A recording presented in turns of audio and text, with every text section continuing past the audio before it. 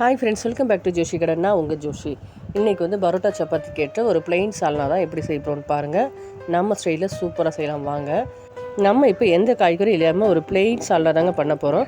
So அதுக்கு என்னென்ன தேவைன்றதை இப்போ பாருங்கள். மிக்ஸி ஜாரில் நம்ம தேங்காய், முந்திரி பருப்பு, உடச்ச கடலை, அப்புறம் வெங்காயம், பச்சை மிளகாய், பட்டை, சோம்பு கூட க்ரீமியாக இருக்கணுன்றதுக்காக நான் தயிர் சேர்த்து நல்ல ஃபைன் பேஸ்ட்டாக அரைச்சி எடுத்துக்கணுங்க. இப்போ நம்ம இதை சூப்பராக குறக்குறலாம் அரைக்கூடாது, நல்ல ஃபைன் பேஸ்ட்டாக அரைக்கணும். ஸோ ஒரு கடாயில் எண்ணெயை ஊற்றி பட்டை, சோம்பு மசாலாலாம் போட போகிறோம். வெங்காயம், பச்சை மிளகாய், கருவேப்பிலை, கொத்தமல்லி, இஞ்சி பூண்டு பேஸ்ட்டு, ஒரே ஒரு தக்காளி, தேவையான பச்சை மிளகாய் 2 3 நம்ம போட்டுக்கலாம், நம்ம விருப்பம் தான்.